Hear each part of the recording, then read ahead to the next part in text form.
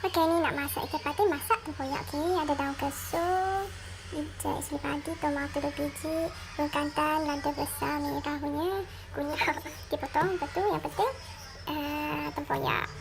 Kita basuh ikan patin ni, nanti kita salut dia dengan tepung gandum, kita nak bagi dia hanyut. Okey, basuh, cuci buang darah semua dulu. Ni 2 ekor segar tadi kita beli kat pasar pagi. Okey, kita ambil lada besar ni, kita letak dalam blender. Okey, lada besar dalam 8 biji, dalam 10 biji, sebab tu suka pedas. Lepas tu ambil lada ni, lada penuh kita kunyit cili padi. Lepas tu kunyit hidup. Okey, lepas tu kita ambil apa ni, tempoyak, letakkan dalam ni, dalam 2-3 sudu. Lagi letak air sikit, kita blend.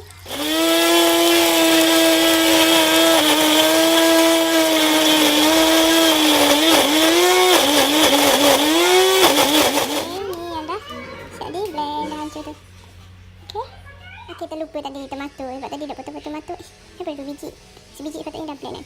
Kita blend sekali lagi. Maaflah bosku sekalian. Kita blend dia, daun kesum kita ikat dia. Ni belah 2. Tomato sebiji potong kecil-kecil. Ni ikan dah siap dibasuh dan ditepung sekali kan. Ni yang kita blend tadi. Okey, dan Bismillahirrahmanirrahim. Kita letak air. Kita letak nisan sedikit supaya pedas tu tak pedas sangat macam. Kita masukkan daun kesum yang dah diikat. Dan kita masukkan bunga kantan. Okey, bukan bunga. Okey, dah letak tu kita masukkan tomato. Lagi dia masak. Jadi dah letak ni kita letak garam sedikit. Cukup rasa lah. Kalau rasa sendiri lah masin ke tak. Okey, kita masukkan ikan patin. Susun dia cantik. Bismillahirrahmanirrahim.